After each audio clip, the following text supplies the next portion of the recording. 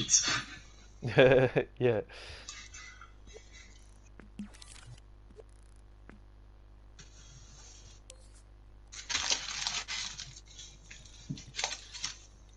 Again, it's what I tell most people. It's not about the placement of objects in each keyframe.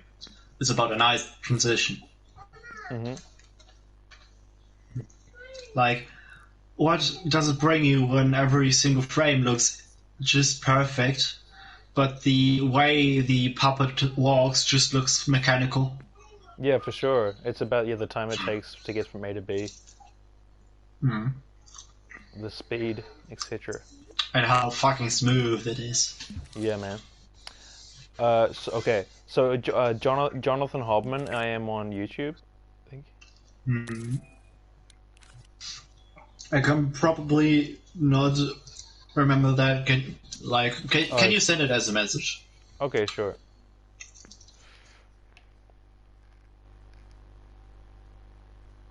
Uh, can I? Okay.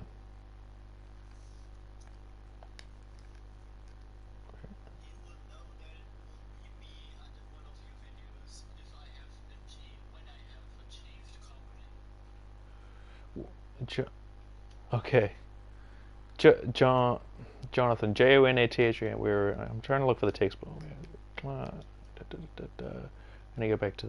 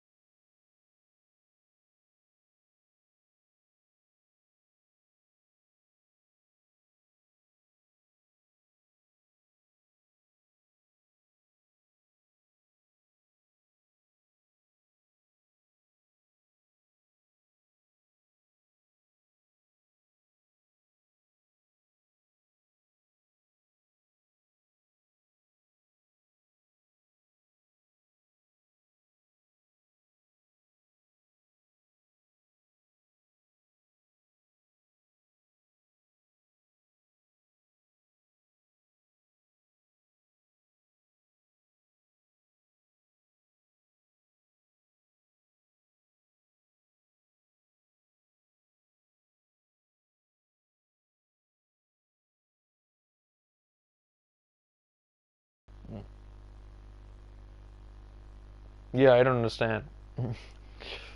Because I mean, when I was in dreams, and then I hold down. So I was trying to, I was pressing it, uh, holding it down instead of pressing it, and for some reason I just habitually sometimes do that because I think that's, and then tap it, um, and then I just tapped it there and then went to the messages. I was trying to get in it through the when you hold it down, and I thought there might be some link, but there wasn't. You know what I'm saying? Like so when, yeah. Finish. I was gonna say, I was thinking like, how there's a party menu there. When you hold it down, it says party options. For some reason, I thought that there might be like a link to the chat there, but there wasn't. So to the part, like the text chat, but there was not. Yeah. Hmm. A Okay. trick not a lot of people know about on PlayStation is when you're playing a game and you're going to the messages screen and you're inside the text chat and you don't want to go back all the way, circle out of every single menu, and then go back to the game. You can take a Hmm. shortcut by double tapping the home button. It basically brings you back to the previous screen. By pressing the home button. Mm, by double tapping it. Okay, that's incredible.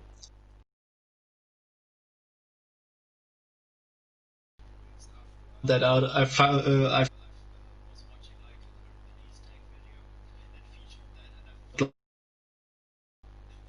so like I felt like my mind was an enigma. Where you, I felt like I actually knew something. Well, I mean, yeah, that's a pretty great trick. I have accomplished knowledge. I was I was teaching this guy one time the basics of like Alive. what do you call it? Oh, you watching me? Yeah, of chemistry, because you know you're familiar with the whole like. Hang on, I'll use these. This is more interesting. Um, in fact, I think I probably still have a copy of it. Where is it? My creations. I need to turn down volume.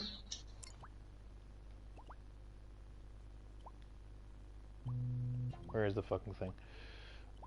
I think I already showed you these robots, probably. You've already seen them. Or maybe you haven't. Oh, fuck it. You know it's me. Yeah, yeah. I can't see what's being said, but I'm sure it's hilarious. Okay, wait, there we go, Elemental. No, I've just been I've just been writing, I've accomplished comedy. Oh, nice. Okay, anyway, this was when I was trying to tell my friend about chemistry. I was just writing. You can see that you have to look at them from certain angles. That looks like something out of like quick math meme. Oh, what's that? What's the Like, quick math meme? The thing, like, you know, these videos where like people are thinking, and then there are like a shit ton of there are a shit ton of formulas just flying in front of their head and stuff. It looks something like that. Yeah. I know what you're saying. Anyway, so there's like hydrogen, helium, and then I was trying to like draw the little like. Anyway, I was trying to explain it to him how it all worked. Beryllium, boron. Oh. You know what? This is a terrible view. Wait, there we go. Boron. Looks like a bowling ball or a mouth. Yeah, but anyway, these were two different. What I initially did is I got this painting, and it was just me drawing, and then I thought, oh, that looks kind of cool, because I was just literally just like drawing and kind of randomly drawing stuff, and not really doing it with any particular direction. But then I thought, oh, this is kind of cool. Not giving any thought to it. Yeah, well, no, I was giving it thought, but I wasn't. But I wasn't, as far as like, I wasn't ordering it in any kind of shape. But then I noticed that it kind of like, I kind of drawn myself into a circle, and I thought it kind of looked kind of cool or I might change the color of it, but as like a satin kind of ring. But yeah, so all of them fit that kind of 2-8 thing, or at least that's the kind of. And then there's another shell of 8. I mean, you already know all of this, probably. But yeah, I just feel like Dreams as a whiteboard is kind of a great concept that needs to be like, or at least I'd like to explore it more. You know, like it's especially when you have VR and stuff. I think it's this amazing communication device. That I think has so much potential, and especially with what do you call it, PS5 coming out, and where they'll have like finger sensitive input, you know, in the same way that Half-Life Alyx has, if you're not familiar with that game. You know what I'm talking about? Yeah, I know. Yeah. So with the PS5, we'll have that kind of input, and it'll have VR that. Well, we don't know how good the quality of the VR is, but they say everything else is as good as it was 2 years ago. Oh, sorry, is as good as computers are now. And I've used state-of-the-art VR 2 years ago, and it was excellent. Like photorealistic, really. Once you get the ray tracing in, which it will have. Anyway, so. Yeah, that's great, because then I can finally play Minecraft with ray tracing. Oh man, yeah. I guess fuck it. I probably will do the same thing. I'll try it out, but I definitely have higher. I don't know. Or like I don't know. It seems like such a waste using Minecraft with ray tracing. There's no reason why that. Oh god, why that car needs to even be there. Okay. So, I mean, from what I can tell, you can create like very realistic looking illusions with it. Yeah, I mean, I like I like the look of the car. I It's just quite like the simple. way I just like the way mirrors work when you set them up right, and how glass looks and refracts light. Uh huh. Wait, with what? Like, in With real cars. life that if you look through glass, like you have a cube of glass, Hmm. the backside always looks weird, like it's displaced and stuff. Basically looks the same when looking at the glass inside Minecraft with ray tracing, and I just love that effect. I don't know. I don't understand. I'm sorry. Wait. Okay, I need to say it again, and I'm not gonna do. I feel like I can't multitask and listen to you at the same time. Say it again. Go ahead. Just remember, looking through glass in real life looks weird. Yeah. So what are you saying? Or It with basically looks the same in Minecraft if you have ray tracing, and I love that. oh right. Cool. I understand. Yeah. No. That's absolutely. No. It's absolutely. You mean if you look? Yeah. If you look through glass in real life versus if you look through glass in ray tracing Minecraft. Hmm. I found this Cybertruck in my last save of this, and I really liked it, and I thought it was like it was a fun little addition, but I can't fucking find it. Anyway, okay, so I just want to get this straight, folks. I'm gonna destroy this car because it's more trouble than it's worth right now. Um, Hmm. Find a nice explosion effect. I can work with that. so for now, this needs to go. I think the floor's been I fucked with. see. I see. You're like doing animations with like you're doing the transitions with not activating keyframe to keyframe, but slowly activating keyframe power, right? Um, I don't think so. I'm pressing back a bunch of times Like because I fucked with this if and I you want to put it exactly back where it was. if you place a keyframe, like at the top, there are like two round like dots you can drag around at the top of the keyframe. Are you using that for animation? Yeah. Uh-huh. Yes. Yeah, that is just like a basic line animation. You should use like two keyframes which have like the stage where it's at the beginning and the stage where it's at the end, and just should place them next to each other. Okay. And then you can enable a different set of like transition. You can enable like a smooth transition where it basically goes from one keyframe to the other at the same speed, or it slowly raises speed and then decreases speed, or something like that. That is how I get the smooth animations. Okay. So you do so you put it back. So you make a keyframe of where it is to start with. I assume. Wait, I can make like a little quick creation and send it to you, so you can basically edit that and see how it works. Okay.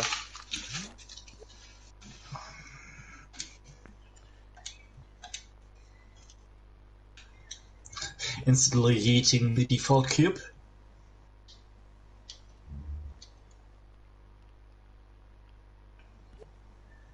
Insta yeet.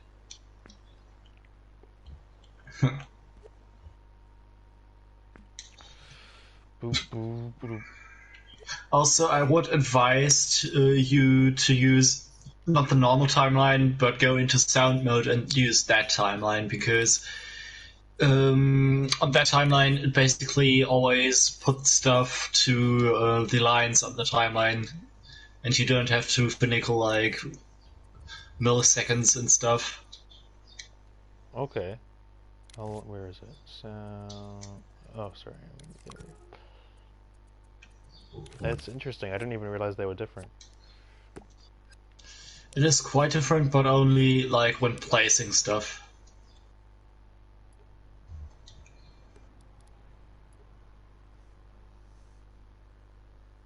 Huh.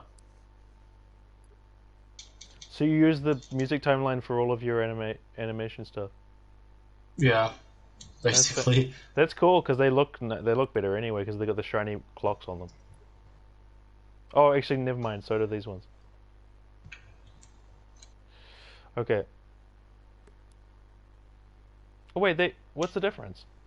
You said that there's the with placing. Yeah, when you're placing stuff on the timeline, like drag it around. Like look at the top. On the one, it just says only numbers, and on the other one, it says the time, like so many seconds and stuff. If you drag around stuff on the normal timeline, it basically is smoothly, but on the music timeline, it basically is like a grid. Mm. And you prefer it to be gridded. See, like trying to place the beginning of the keyframe, at the line. That's way easier on the music timeline than on the original. Basically, when you have a music timeline at 100% speed, one number is like 2 seconds. Right. Pro tip, man. Thank you.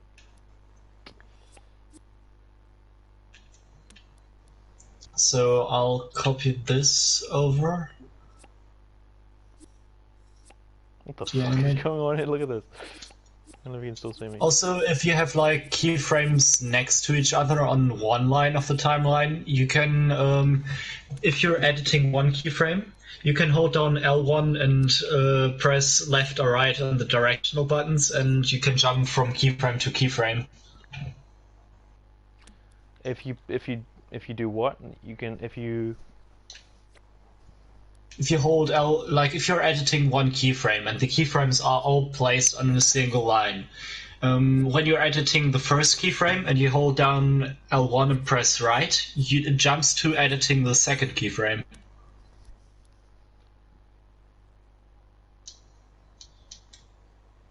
If you jump, so it's a bit hard to explain. No, you know what? I was guilty of doing the same thing before. I've put my hands over my eyes, and now I'm ready. Sorry. To hear the information, because I was like trying to multitask and it doesn't. Sometimes it doesn't work if the information is complicated enough. Basically, if you have like a timeline which has only one line, like consider lines to be like when you move an object on a timeline up or down, you're basically changing lines. Lines go from left to right, alright? Okay, yes. So, and if you have like a keyframe on the left and on the same line right of it, a second keyframe, if you edit the first keyframe and hold down L1 and the right button while you're inside editing the keyframe, it jumps to editing the second keyframe.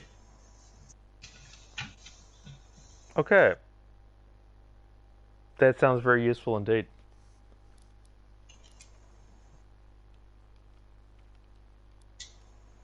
Just the one that's on the same line as the. Can you go up and down for that, or is that just?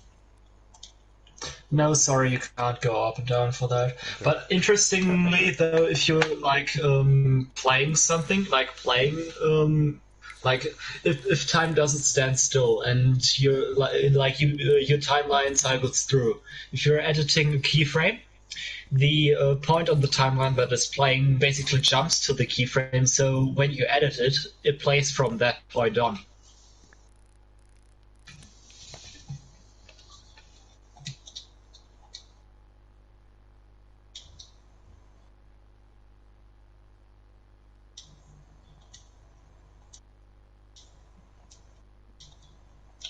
When you edit it, it plays from what point on? Sorry, I was guilty of this. So if you let time run, like if you let time pass and edit a keyframe and go out of it, the point on the timeline that currently plays, like the little play button at the top, basically jumps to where the keyframe is you're currently editing, and if you're exiting out of there and time is running, it basically starts the the timeline not from the beginning, but from where you were editing.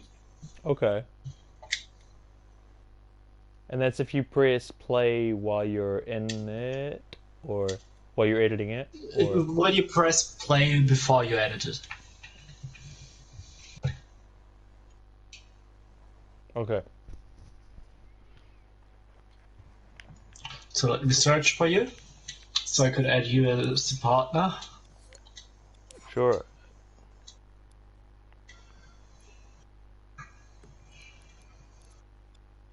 All right, invited you as a partner. So it's like two keyframes with two objects moving from left to right, and you can see the difference with using different techniques. So the German rule is that what, anyone can see your shit, but you can't see their shit. Like when it comes to SharePlay, not in-game or something, just SharePlay. Oh, okay. So you can edit the. Yeah, I can. Oh, you can edit the stuff that I sent you. Okay, cool. I mean, that was how I was able to edit songs from the community. Of course. And remix them. Yeah, that makes sense. So, yeah, if you want to see how you can do great keyframe transitions, or at least how work, try to figure out how they work, you can basically just go into review notifications. Okay, one second.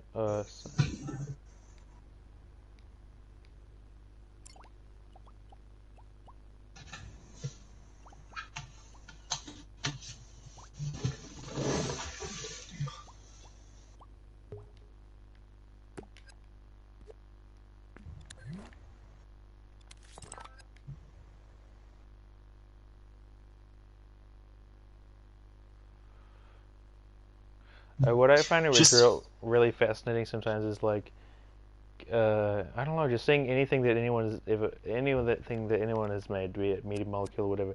Like there's just like a heart here, and then just like finding out how they made that shape. So here's like a soft blend of I don't know. It's great. It's great that you can just pull shit apart. Anyway, okay. I am going to search. Can I not just search in the current thing that I am for what, or has it not been released yet? Yeah, you can just search for. No, it's not public. Okay. Try searching for keyframe showcase.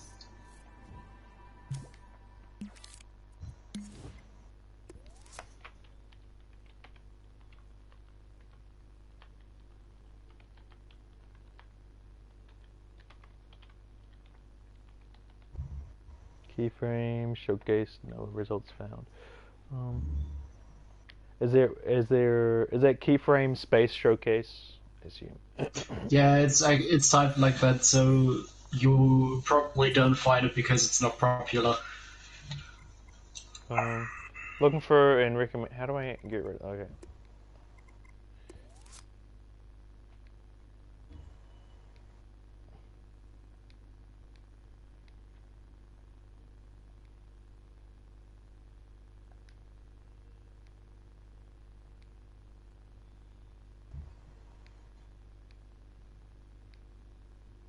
Yeah, that seems dumb that it doesn't show you things if they're not popular in create mode. That's ridiculous. Okay. Save version. I mean, there's probably some reason for it.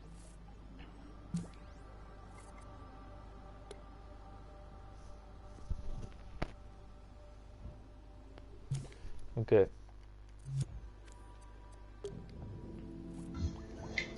Look up the one that you sent me in the notifications.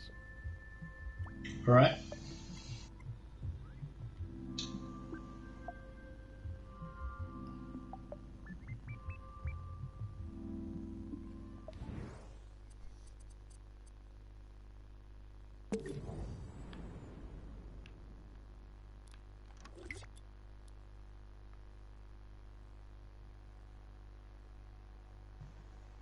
So what I was talking about is doing the thing on the left. It's more smooth than the one on the right. All right. You basically, you don't have to edit a keyframe. You can also open up a menu for a keyframe. I see. So what is this? Ah, okay, I'm with you. So when having keyframes placed next to each other, you can go onto the blank spot, hold down L1 and press X, and then it adds like transition. You can also press L1 and X on one of them, and it changes them to different transition. Okay, I'm just gonna go ahead and wait. I wonder if I can make this so that I can probably not. I don't think I can. This isn't gonna work. So when seeing like the S line, try hovering over it and like opening its menu. Like you can open up the menu of such transition.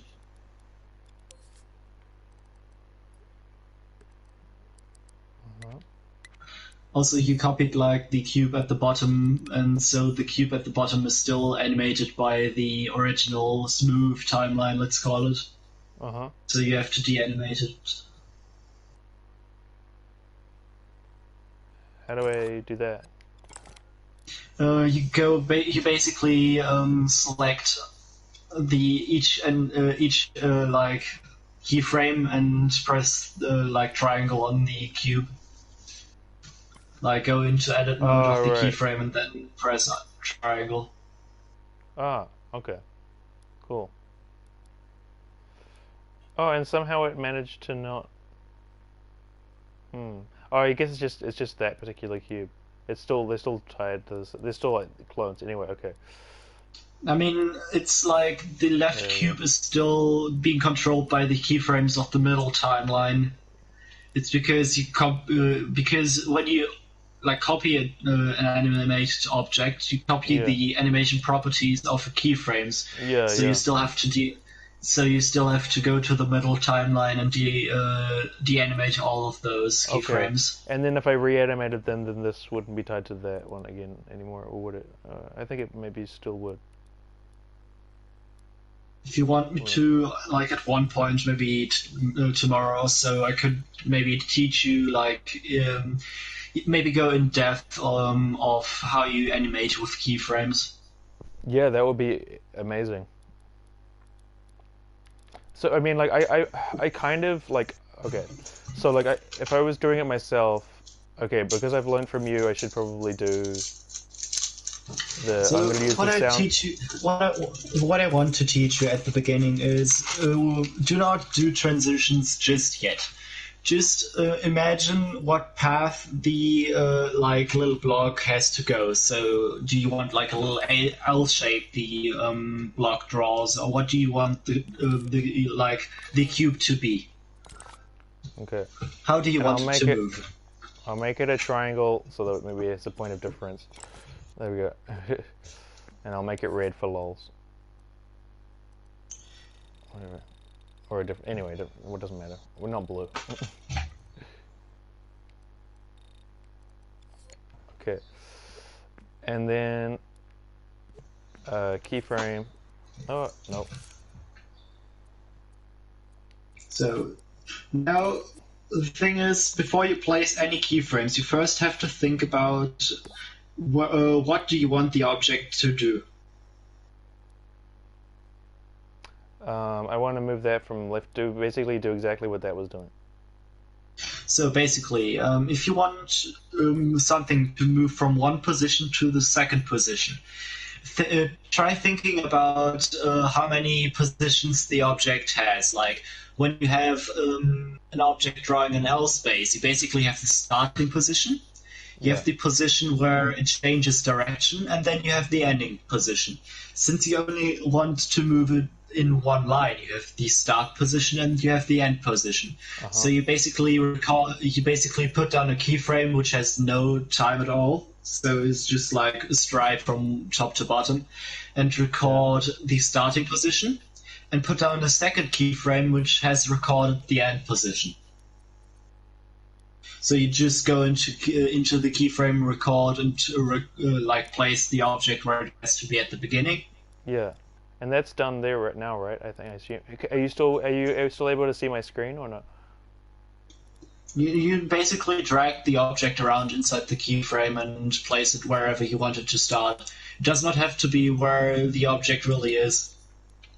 Oh, this is weird. I didn't realize it was attached to the keyframe like that. Okay, anyway. No. Makes sense. You select the keyframe and the object, so it Okay. basically treats it as a group. Okay, that's all good.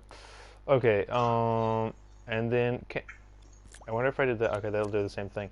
All right, Press circle one time, press circle one time to deselect everything. press circle. Oh yeah, uh-huh. But then that was. Oh, okay. Weird. So. So you now copy the keyframe. Oh. Then you L1 and X into the second keyframe and record the position where it has to be at the end.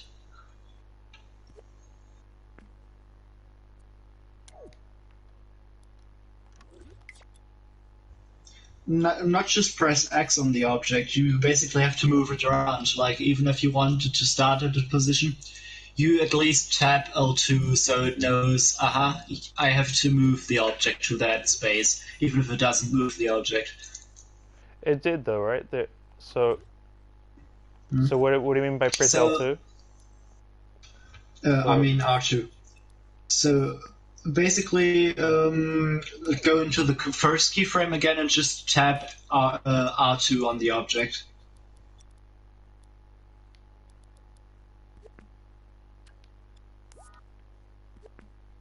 Oh, I thought I had. X. I thought I had already No, done that. You just press X on it. You have to. Yeah, that's all right. Now Oh, you have to press. So I have to press. So I have to put. No, but I think this is where I'm going wrong. So, so X won't do it. Only R2 will do it. Yeah, you basically want the object to be at a position. That's why you move the object. And for moving an object, R2. So this, I think, is the core of where I've been fucking up. So I think I've been pressing X and R2 like without really thinking about whether or not I was pressing X or R2, and just seeing them both as kind of the same number. I think. So basically, you see that the object is animated now because it has these kind of lines. So basically, everything is set up now. Now, what I want you to do is deselect everything by pressing circle. And making the keyframes really small. Like, making the keyframes the smallest they can be. It's funny because you can grab them and then press. Oh no, never mind it. Yeah. You can also on a timeline you can. Oh, they kind of fucks on a timeline. On a timeline, you can grab their sides and like make them bigger or smaller. That goes faster. So you basically make them as small as possible. Yeah. Then you drag the first keyframe to the complete left of the timeline. Yeah. Uh-huh. And the second one somewhere in the middle.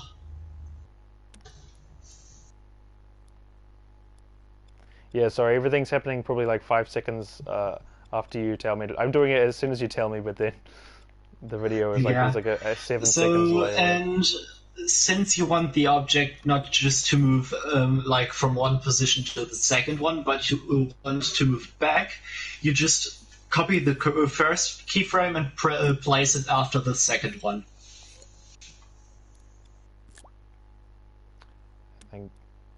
No transitions just yet. No transitions just yet. Sorry, transitions come at the end. Okay. Sorry, I'll get rid of them. Okay. So what you now want to do is make the timeline stop. Basically, you move the right of the timeline with X to the 2. So it basically stops where exactly when the last keyframe is. Maybe that works there, I think. So now you press L1 and square on the timeline because you want the animation to loop. You basically make the timeline loop.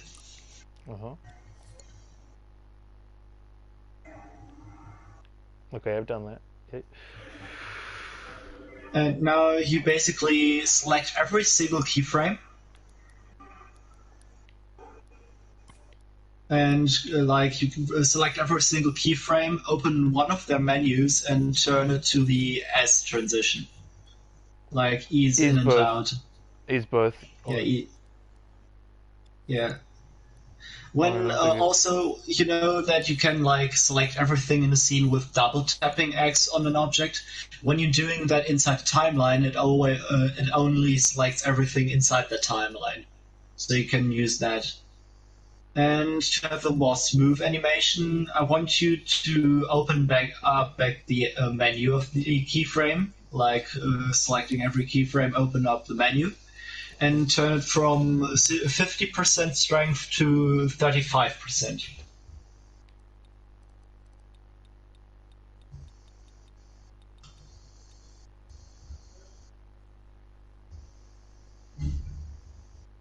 You can also hold down L1 and press square on a value to type in a number. Hmm. I think I did know that, but thank you for reminding me. So you can now deselect everything and close the menus, and it should play the animation.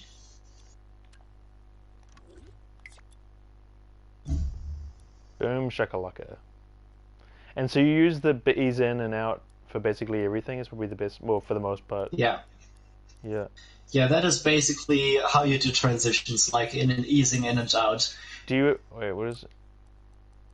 The green line basically shows you what keyframes activate and deactivate. Like when basically you can imagine it like when the line is at the very bottom, the keyframe left of the timeline is at 100% strength, and when the line is at the top, the keyframe right of the transition is at 100% strength. Wait, come again? So basically, when the line is at the bottom, left keyframe is fully activated, and when the line is at the top, right keyframe is activated. Right. Yeah. Yeah. Yeah. Uh huh.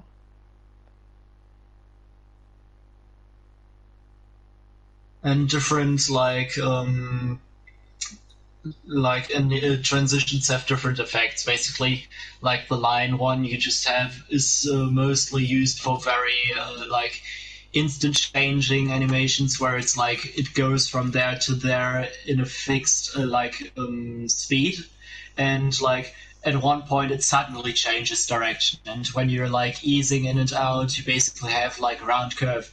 You also can do something like if you just don't want the L shape, like where it changes from one position to the tip of the L shape very smoothly, stops, and then moves to the end of the L shape. You can also turn on a smooth transition inside the keyframe. It's basically like the little button that is pre-lit, which is just like an S shape, but not like under the transitions. It's like an S shape as a button. You can activate that for having a very smooth animation, which basically creates like little S lines if you have like only three keyframes. If you deactivate that, it goes from keyframe to keyframe position without smoothing it. But that's for later. Okay. It. Sorry. I was. So I heard that you were talking about these, and you're saying instead of the S shape, you use one of these. Is that what you're saying? Or oh, it seems like I'm it. using the S shape. Do you ever use these ones? I use these ones, but only for special circumstances. Like, Okay. I was using a mixture of all of them, like of the S shape, the ease in, and the S out, in my supernova animation, where it basically is like the sun expands and it gradually gains up speed. That is basically what I used the ease in. I ease in animation for. Then it basically expands suddenly, which I use the S shape to transition to that, and then from this fast expansion to no motion, I use ease out, and then it imploding back into its core is in yet again. And to make like the explosion afterwards, I basically use 2 keyframes with just that basic line, as I want the like dust cloud to expand at the same speed all the time. So I basically pretty much use every single transition that is there.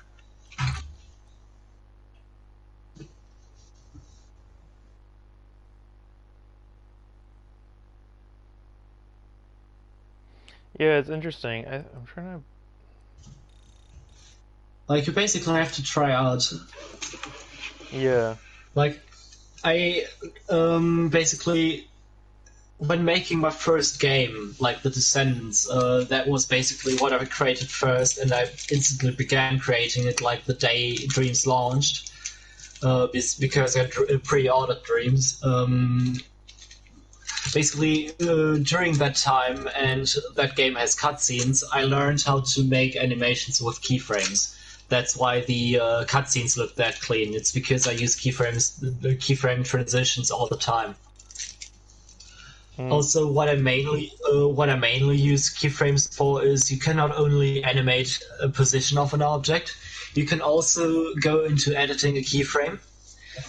Inside editing the keyframe, you can open up a menu, and you can basically deactivate or activate anything inside the keyframe. So, if you have an object that is just there and does not do anything, you can go into the keyframe, make an object glow inside the keyframe, exit out, and when you activate the keyframe, it makes the object glow.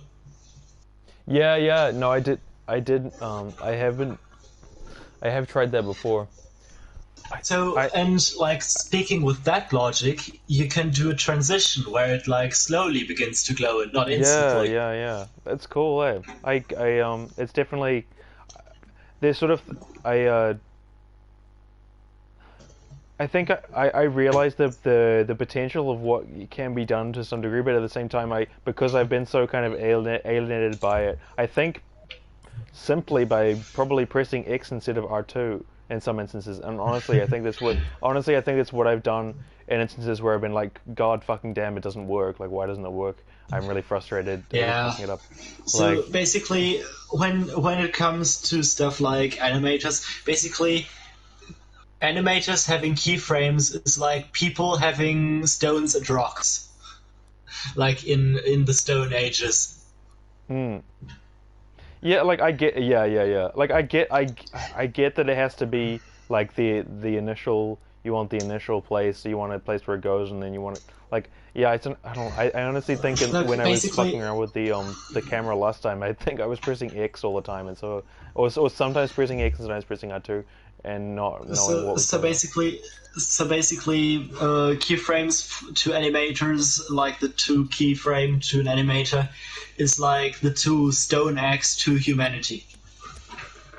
It's like setting the beginning. It's like the basic 2, which basically from there on everything else evolves. Yeah, for sure.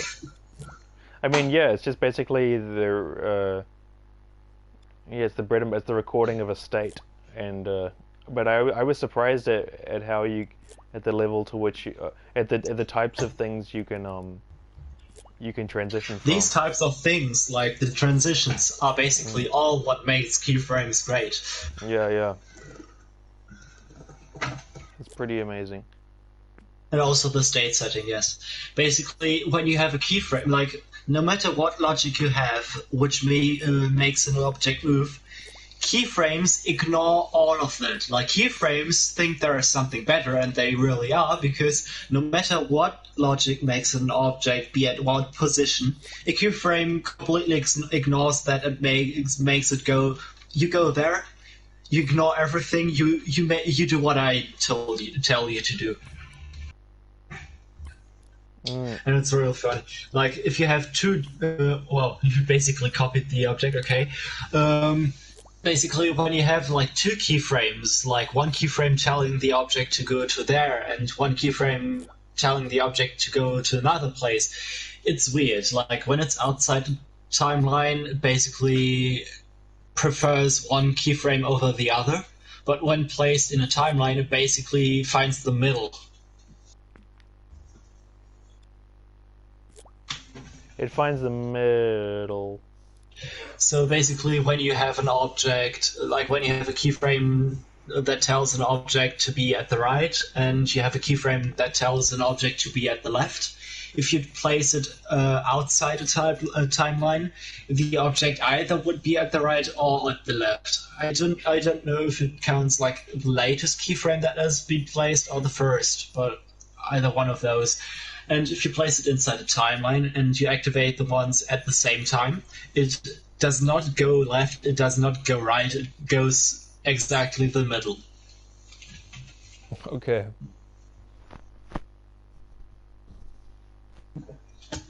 And these are if you put keyframes on top of each other on a timeline, is that what you're saying? Yeah. Yeah. So, and what I also used keyframes quite a lot before realizing there were something like effect fields was with making music, because since you can make keyframe transitions and you can set states, you can also turn on and off reverb or volume or something for an instrument. Yeah, that's amazing. It's less like it's like magic. It's I don't know. It's magic, yeah. Yeah. It's just like you said. I don't know. It's the basic instruction, like the basic means. You see, the timeline like moves the red object, and you see how complex looking animations you can do with only 3 keyframes, right? Because in my game I had like some scenes where there are like cubes just scattered around at random, just surrounding the player, just completely random and looking like nothing. And when the player walked towards like where there should be an abyss, all the objects around the player suddenly moved and made up a perfect bridge. That was what I did with 1 keyframe and a transition. That's cool. So, I'd have to probably see it to understand it, but I think I can understand what you mean.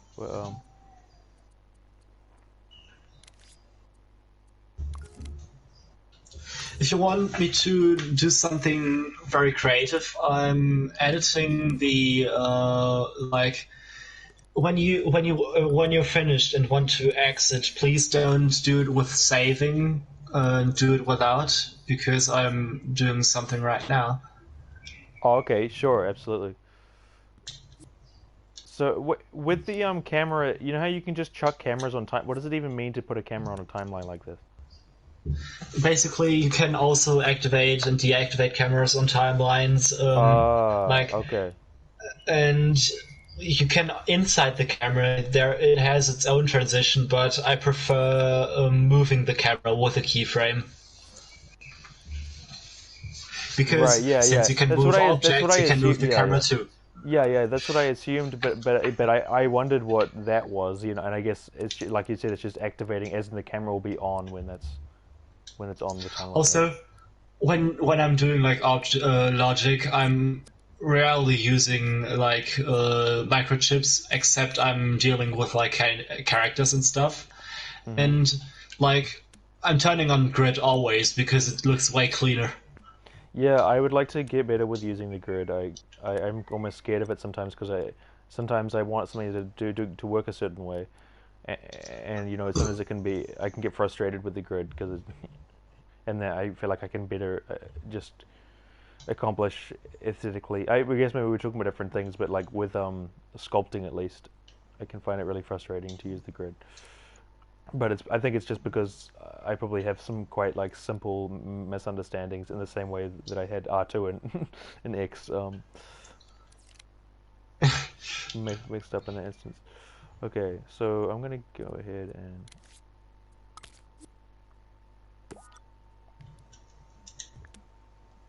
there we go. Now I'm using R2. See, like I would usually just press X there and then get angry and frustrated, or just what I mean, not angry but irritated and disillusioned. Yeah, it's all right.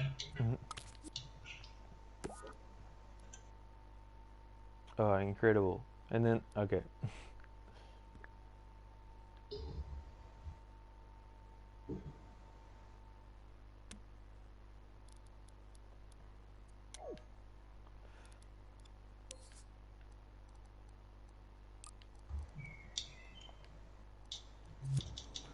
Now let's just do it.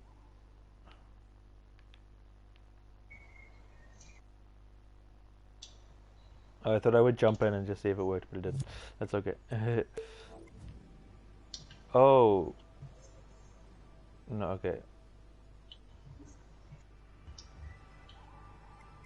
Okay, it says warning, the creeper... Okay, is currently... I know you explained it to me before, but I'm just gonna... Just so we were all... it's currently working on the scene if you both try to continue editing you your work. basically can't see what I'm doing until it's fine. done. If you both try... They're planning on adding that. Continue editing anyway. Yeah, I can continue editing.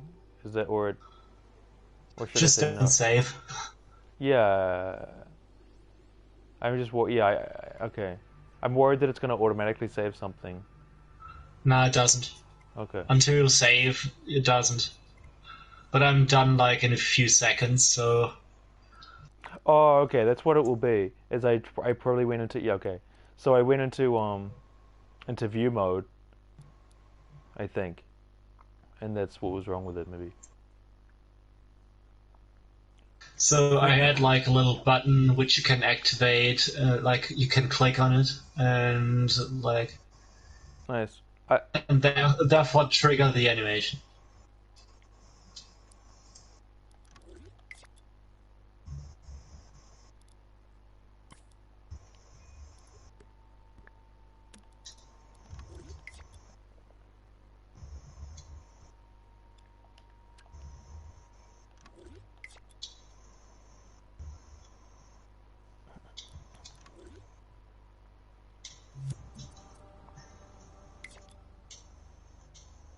Oh, it did work. Okay, cool. Okay, I'm now saving it. Wait, hold on. Save version is private, yes. Okay, done. You can now edit it. I can now... wait, what am I doing? Yeah, I've now saved it. Like, you can edit it without saving. Like, exit without saving, and then you can edit the scene. Okay, I'll exit creation. Don't save. And then you can re-enter it. And then I can edit it. There's cubes. Yeah, you can basically click on the button, like press play, click on the button, and then you can see the animation I've done. What button? So there is a little, you want me to edit mode? Not in view mode. There is like okay. a button gadget, yeah. I see it. But first person play, you have to hover over it and press like play. Yeah, I did. So that's basically what I've done inside my game. Like when the player walks up to something. Yeah, you have not on the play button off the timeline. Like next to the timeline, there is a button.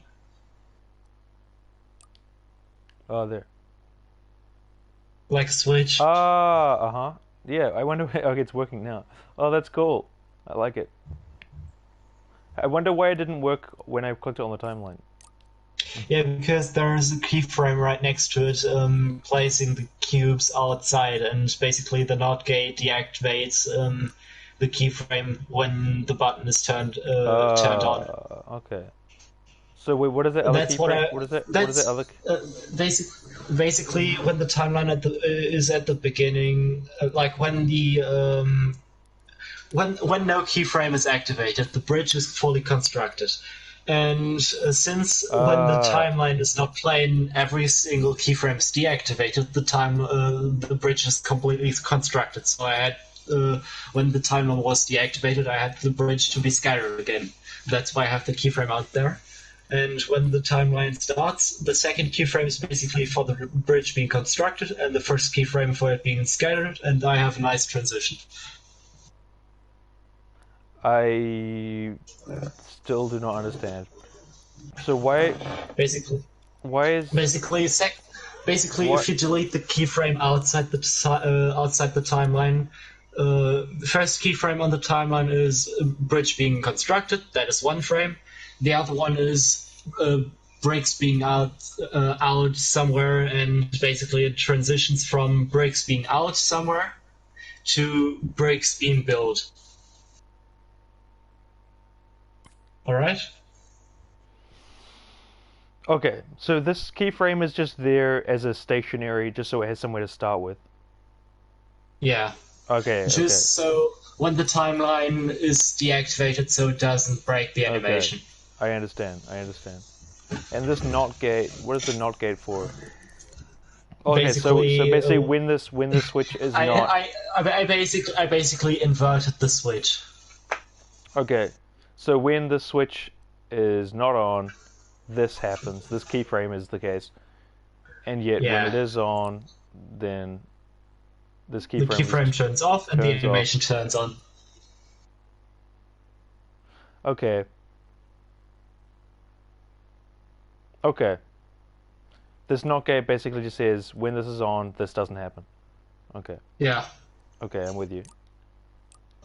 But I think I probably broke on it. that's all I use keyframes for. Like when this is on, this does not happen, or when this is off, this happens. Okay. I'm with you. This When doing more complex stuff, I'm using like selectors, but these are too complicated just yet. it's funny. I have a friend of mine that I mean, I'm always hopping on people about how great Dreams is, but like, there's a friend of mine who he says that he wants to kind of wait to the next version of Dreams before he jumps on the boat. But that's stupid because like Dreams will still have the same logic. Mm. They won't suddenly make a new Dreams when they made this one, which they remade 3 times. I repeat, over the course of 9 years. Yeah. But I guess they might have different UI as far as yeah, but you're like you say, they'll still have the same logic, but they might have just Yeah, who something cares different. about UI when the logic works the same? Yeah, exactly.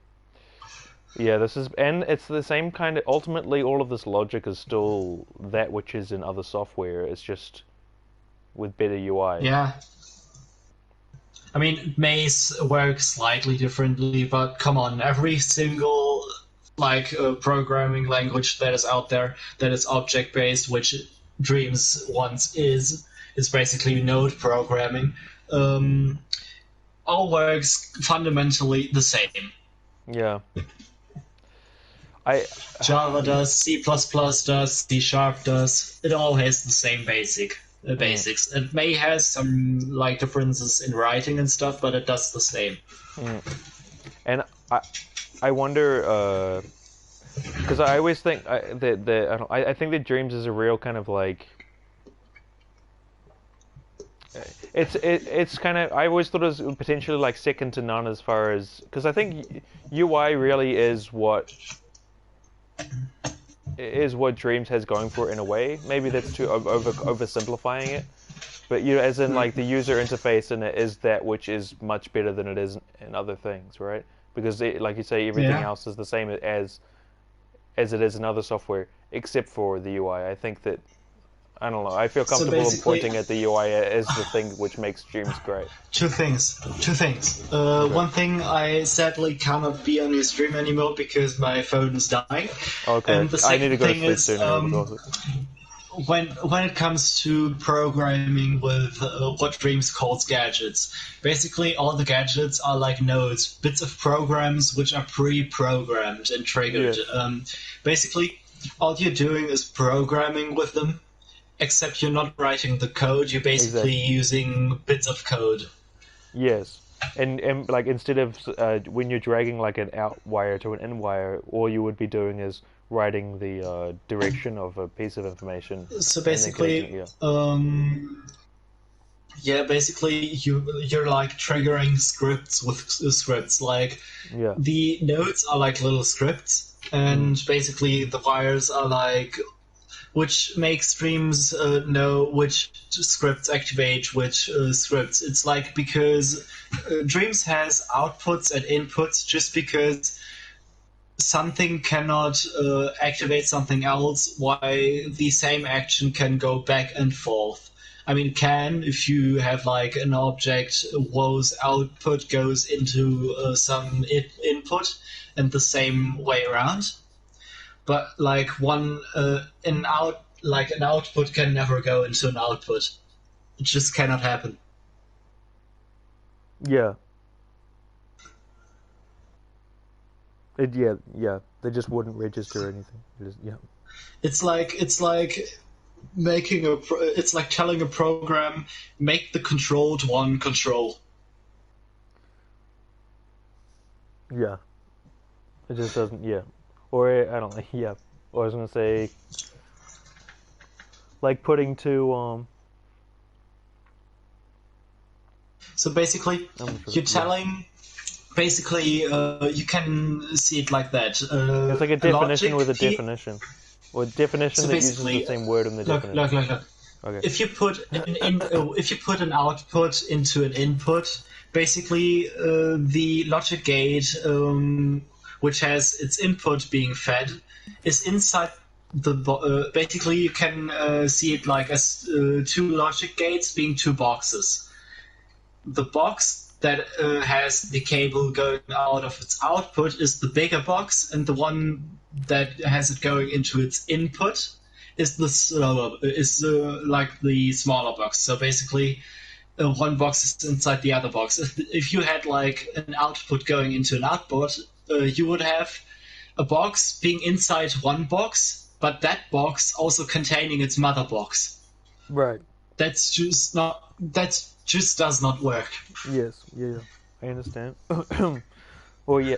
It's like two objects it's like containing each other. Or it's like a dictionary, a dictionary definition which contains the word that it's defining.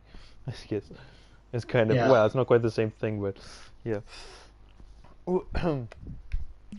So basically, output is mother of input.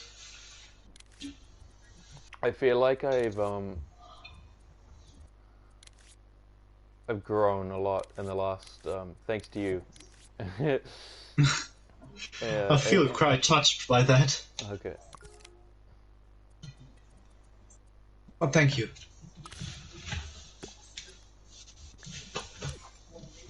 What I really always like to do every time that I enter a dream space, in the same way that you like to yeet your box, I like to chuck in. Yeet my blocks, nice. Yeet your box. I like to go sun and sky, and get rid of this hideous horizon. I just think it's strange how this is the default. It just is really depressing. It looks like a gray, kind of like a gray cloud, or like an ominous kind of like if you look, it looks like the Eye of Sauron when you look down at the bottom, but like it even more like dismal. You could also you could also put the sun at the bottom, turn it a little bit bigger, and make it like red and real dark. Yeah, that's not a bad idea.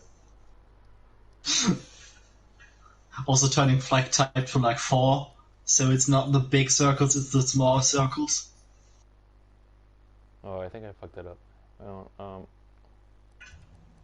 wait, what? Say,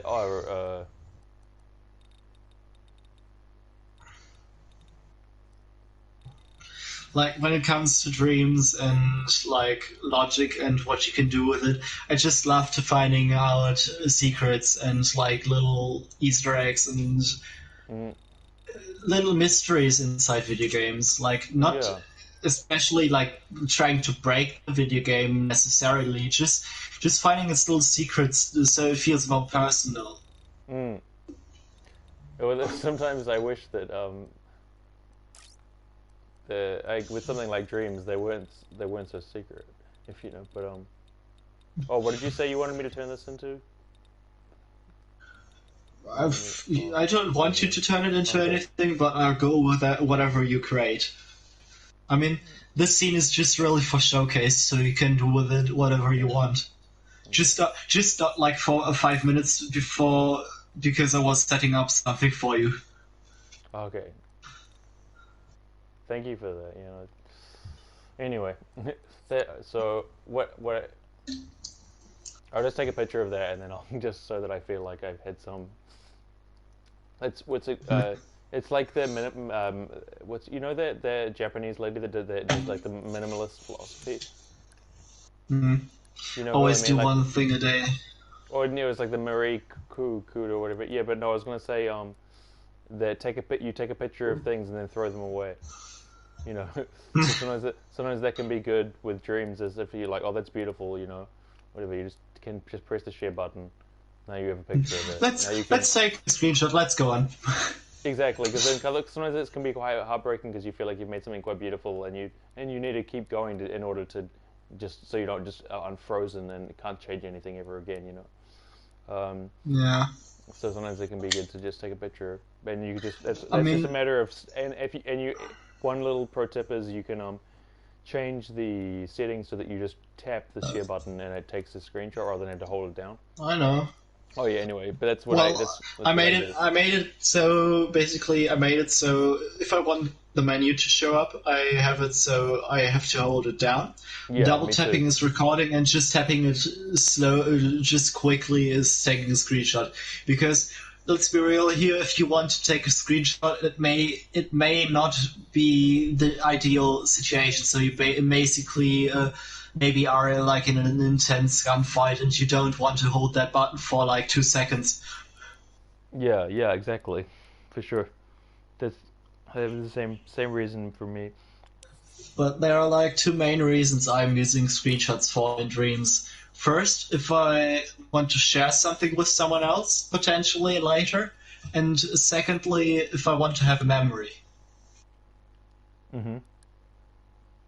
Because no matter how many screenshots I have taken, like on some days I go back to my gallery and just scroll through and see what is there.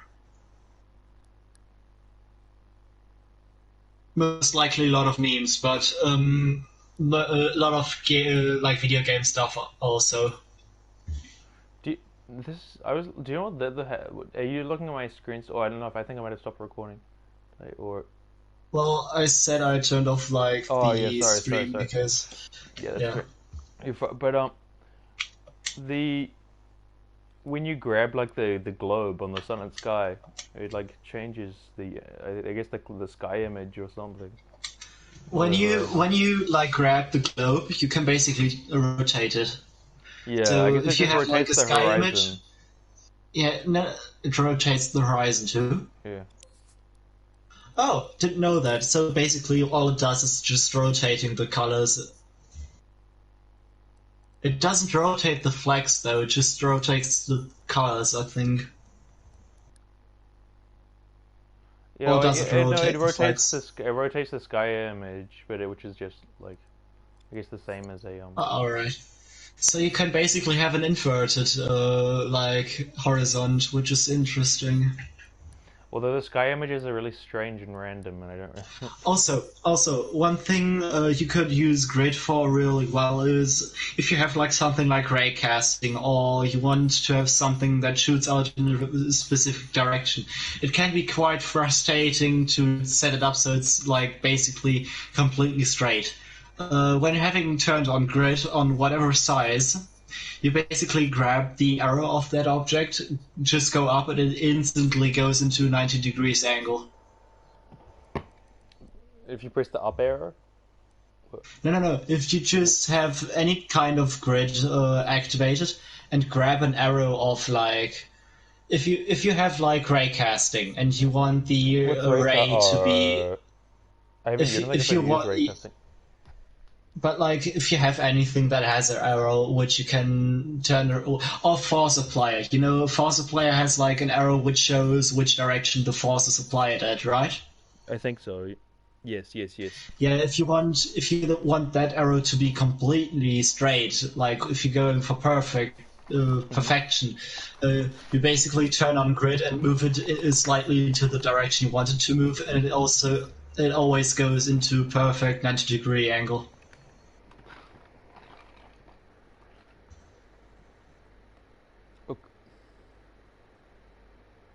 Okay, I'm with you. That makes sense. That would yeah. So wait, how do you? So you turn the grid on, and you just chuck it on there and then pull it upwards, right? Yeah. Mm-hmm. Cool. Sadly, you can't do this to the sun, although you can like put it straight all the way at the top. Mm-hmm. When turning on grid, it glitches out just because placing the sun is weird. Uh-huh. But I mean, you can do the same with scene lights and stuff.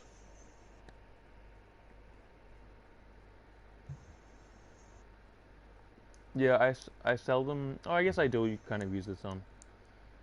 And if you don't have much experience with using the grid and just want to rotate things, you can always rotate things in a 45-degree angle when using the grid. And if you rotate it twice, you just basically have a 90-degree angle. So you can, if you have like a scene light which goes into, like if you don't want to use the grid just to make something straight, you basically turn on the grid, grab like a scene light, it instantly turns completely straight, put it down, rotate it, then turn off grid, and then move it around.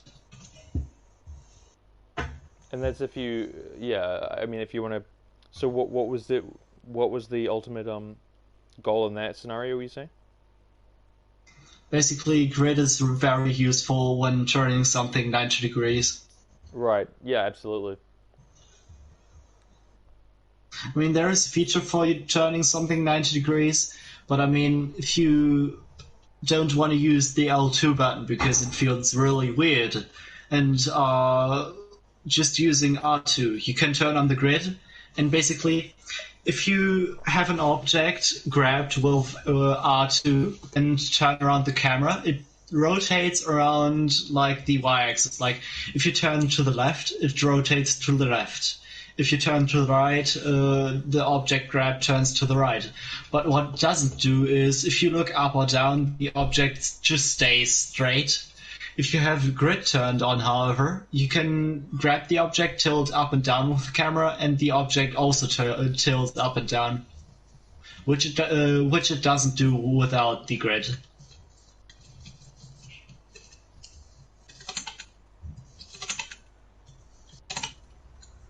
Okay. I think. Hmm. Are you and you can. So you can't use I you mean, I can't use. can use L2. No, I I mean, can can use you? L2 Lite. Sorry, I was going to say, can you can't can you? What was it that you couldn't use because you were in Germany? SharePlay. So you can't do. Okay. Yeah, I That's can't. I yeah. can't view other people's SharePlay except they're in Germany. But you can post. So you can't you can't do share play to Sorry, you can post to YouTube though, right? Yes. Yeah, I Yes, you can. can like use SharePlay and stuff. I can make views like I can open up SharePlay so others can watch. But I can. The only thing I pretty much can't do is watch other people's SharePlay when they're not in Germany.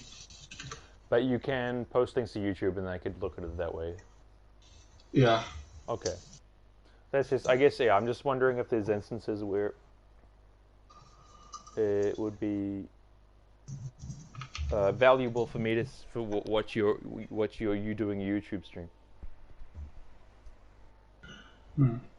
Because otherwise, I mean, like, then I think I would be able to there'd be more reliable comprehension of like some of the things that you're talking about. I I guess it mean, you also. can I guess also again. You can. it's often quite late at night when I when I'm talking to you. It's always just like, but Yeah. yeah. But go on, sorry. But again, you can watch my SharePlay if that works. Oh, okay. Have I done that? Oh yeah, I did that last time, didn't I? Yeah. Okay, yeah. Sorry, never mind. That's what I what wanted to use next time to teach you animation. Oh, okay, yeah, sure, that would be cool. But I guess sometimes I think I do retain things better if I am doing the actions myself. If you're honest, although I don't know, I think it'd be good to see them first and then try them and then. Look, I have a kind of way of explaining stuff when I am able to show something.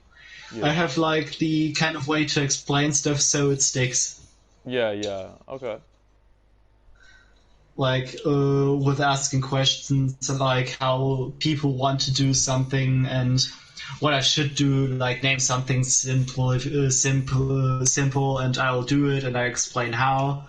And people ask like questions, and I answer like, yeah, if you could do this, and how you would be able to do this, and I don't know, but I have like a kind of way which I know this because I was explaining something to a few students inside like computer class, Hmm. and like always when I was explaining something to them like computer program related like words or something, they always went to their workstations and like could do something with it. Right, right. That's great. That's quite a talent. Oh, thank you.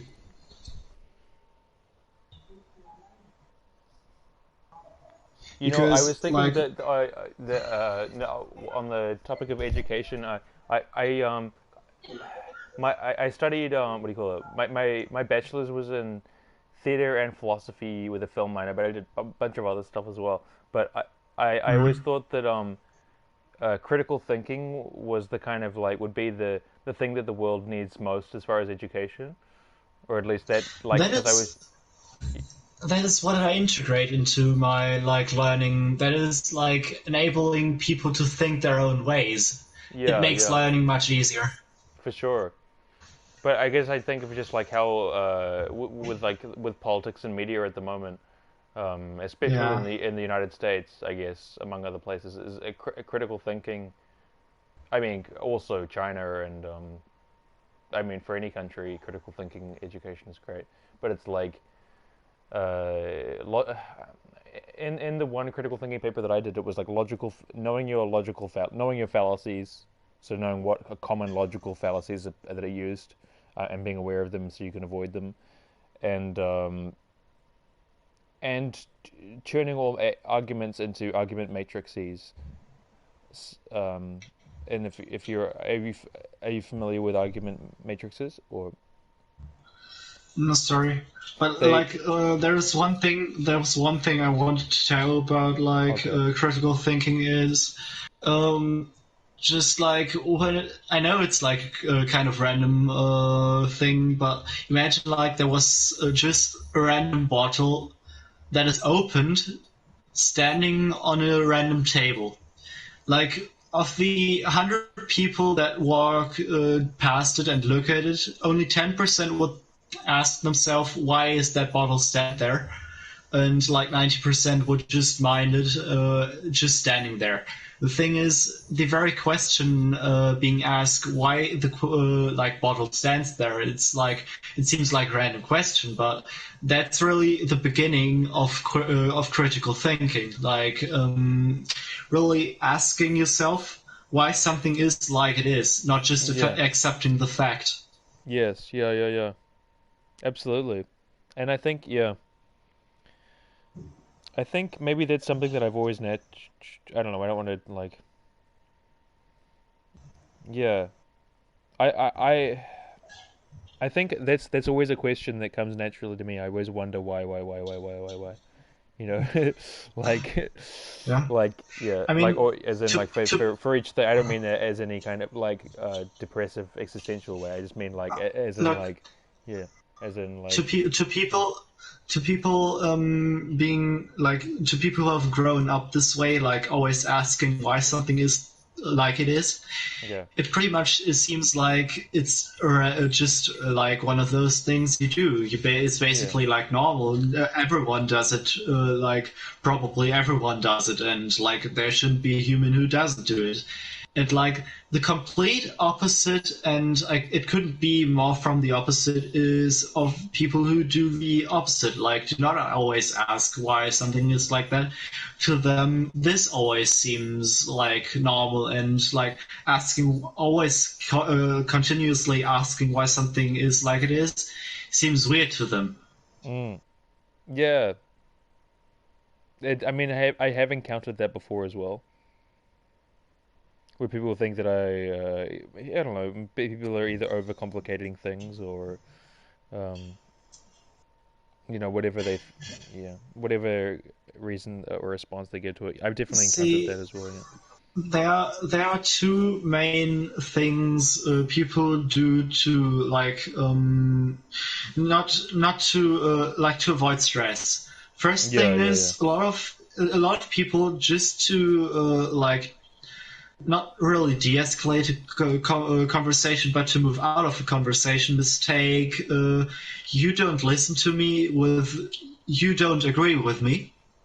And the second thing is the like thing where people say you're overcomplicating things is mostly just there not to really say you're overcomplicating things. It's really saying I don't want to understand. Yeah, yeah,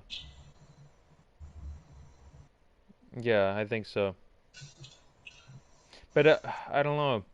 Yeah, you're right. I guess I don't understand, and I don't want to understand. And it's not necessarily that they're afraid of it. Not really. They, Not really. I they, want yeah, to yeah. understand, but I don't want to start bothering. Exactly. Yeah. It's like I don't care. Maybe it's wrong. Maybe it's right. But I can't be bothered right now. I mean, I mean, sometimes whom that. I to Sometimes. Sometimes. whom look Sometimes I whom will I do to that. doubt who am I to doubt anybody's set of beliefs? Hmm. Yeah. I mean, sometimes I don't know if my dad just like kind of I don't know.